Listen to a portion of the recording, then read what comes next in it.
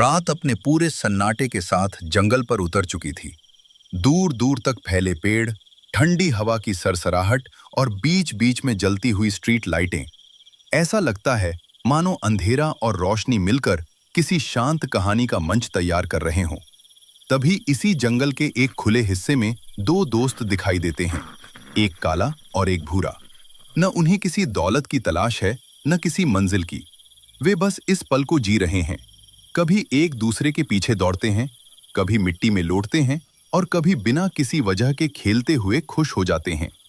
अचानक काला कुत्ता जमीन को सूंघता है और पूरे उत्साह के साथ गड्ढा खोदना शुरू कर देता है। मिट्टी उड़ने लगती है। शायद उसे कोई पुरानी खुशबू मिली हो, शायद उसने वहां कभी कुछ छिपाया हो, या शायद ये सिर्फ उसकी सहज प्रवृत्ति हो।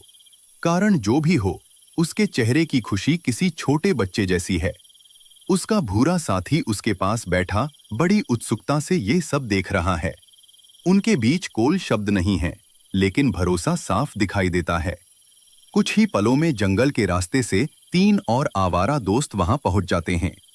किसी के मन में डर नहीं, किसी के चेहरे पर तनाव नहीं। वे भी उसी अपनापन के साथ इस छोटे से परिवार का हिस्सा बन जाते हैं। कुछ एक दूसरे को दौड़ाकर खेलते हैं, कुछ हवा को सूंघते हैं और कुछ शांत बैठकर इस रात का आनंद लेते हैं।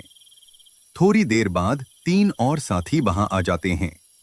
अब यह जगह किसी शोरगुल वाली भीड़ जैसी नहीं, बल्कि एक ऐसे परिवार जैसी लगती है जहां हर किसी के लिए जगह है।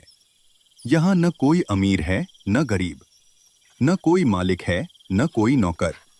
बस साथ है, भरोसा है और जीने की आजादी है। इनके पास पक्की छत नहीं है, लेकिन पूरा आसमान इनका है।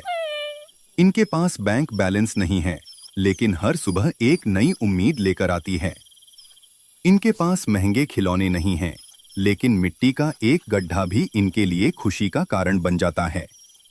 कभी कभी इंसान अपनी इच्छाओं के पीछे भागते भागते उन छोटी छोटी खुशियों को भूल जाता है, जिन्हें ये बेजुबान जीव हर दिन और हर पल महसूस करते हैं। वे हमें सिखाते हैं कि सुकून हमेशा चीजों में नहीं, बल्कि नजरिए में होता है। अगली बार जब आपको किसी सड़क या जंगल में ऐसे वफादार खेलते हुए दिखाई दें, तो एक पल रुककर उन्हें जरूर देखिए। शायद उनकी बेफिक्र मुस्कान आपको याद दिला दे कि जीवन का सबसे बड़ा सुख बस जीते रहने और हर पल को अपनाने में है। प्रकृति हर रात एक नई कहानी लिखती है, और आज की ये कहानी इन बेजुबान दोस्तों के नाम थी।